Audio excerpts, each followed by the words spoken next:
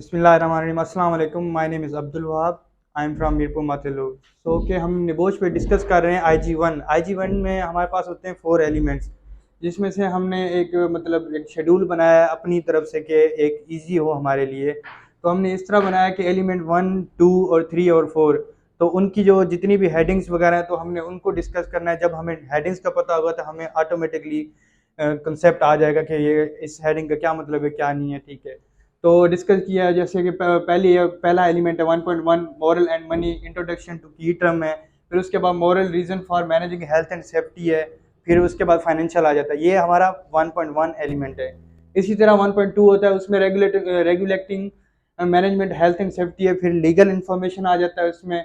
फिर उसमें international framework आ जाता है। फिर ILO आ जाता है, इंटरनेशनल लेबर ऑर्गेनाइजेशन। फिर उसके बाद रिस्पॉन्सिबिलिटीज आ जाती हैं वर्कर्स की। फिर उसके बाद रूल्स ऑफ इन्फोर्समेंट आ जाता है। इसी तरह फिर 1.3 है, उसमें व्हाट डज इन ऑर्गेनाइजेशन में क्या हो रहा है। ठीक है, उसमें एम्प्लॉयर्स हैं, उसमें डायरेक्टर हैं, सीनियर मैनेजर हैं, फिर उसके बाद मिडिल मैनेजर हैं, फिर उसके बाद सुपरवाइजर आते हैं। फिर उसके बाद हमने इसमें ये लिखा है, इसकी हेडिंग है share duty with occupies of premises, और सिलेक्शन ऑफ कॉन्ट्रैक्टर है। फिर मैनेजमेंट आ जाती है, फिर शेयर ड्यूटीज आ जाती हैं। फिर उसके बाद ऑर्डिनेटिंग ऑफ वर्कर्स।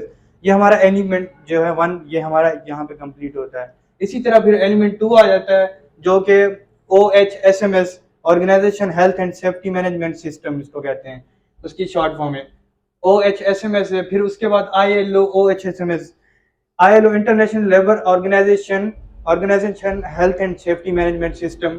ठीक है, दूसरा पॉइंट इसका ये आ जाता है। फिर ILO स्टैंडर्ड, ILO का जो है स्टैंडर्ड, वो हमने इधर जो है ना लिखना है। इसी तरह 2.2 आ जाता है हमारे पास कि मेकिंग द मैनेजमेंट सिस्टम, हमने मैनेजमेंट सिस्टम को बनाना है। बिस्मिल्लाहिर्रहमानिर्रहीम। दिस इज इजाज मुनीर और मैं मौजूद हूँ अपने ऑफिस ग्लोबल टेक्निकल इंस्टीट्यूट में। हमारे निबोश का सेशन चल रहा था। ऑलमोस्ट हमारा निबोश का सेशन कंप्लीट हो चुका है, जिसमें IG1 और IG2 ऑलमोस्ट कंप्लीट हो चुके हैं। ये मेरा स्टूडेंट है निबोश का।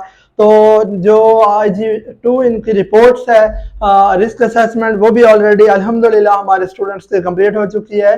पेपर की अगर जो 7 दिसंबर का अपकमिंग एग्जाम है निबोश का, उसकी तैयारी कर रहे हैं स्टूडेंट्स।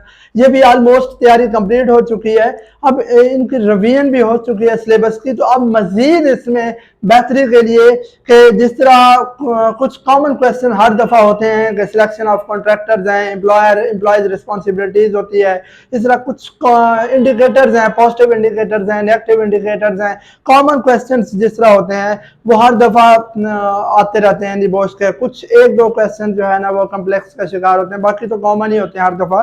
तो इस वजह से मजीद बेहतर तैयारी के लिए, मजीद बेहतर से बेहतर इम्प्रूवमेंट के लिए अब स्टूडेंट के जिम्मे ये लगाया है कि आप एलिमेंट 1 को उठाएं और एलिमेंट 1 के जितने भी हेडलाइंस हैं, 1.1 है, 1.2 है, 1.3 है, वो आप लिखें। इस तरह एलिमेंट 2 को उठाएं और एलिमेंट 2 की हेडलाइंस को लिखें। इसी तरह एलिमेंट 3 डिस्कस किया जाएगा, एलिमेंट 4 डिस्कस किया जाएगा। और ये हेडलाइंस इन्होंने अपने रफ रजिस्टर पे मेंशन की है, लिखी है, एक एक याद की है, और अभी ये व्हाइट बोर्ड पे आके यहाँ पे वो कर रहे हैं, मेंशन कर रहे हैं एक एक एलिमेंट को अकेला अकेला के एलिमेंट 1 की कौन सी हेडलाइंस हैं वो सारी इनको अब याद है। इवन के कितने चैप्टर हैं एलिमेंट 1, 2, 3, 4, पहले जो है IG1 बुक के 4 एलिमेंट हैं, वो उनके नाम इनको याद हैं और उनके हेडलाइंस के नाम भी याद हैं।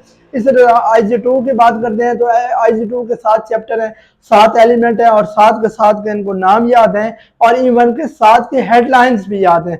तो ये एक अच्छी अचीवमेंट है, तैयारी करने की एक बेस्ट प्रैक्टिस है। आप भी इसी तरह तैयारी कर सकते हैं। मुझे बहुत सारी दुआओं में याद रखिएगा। अल्लाह निगहबान।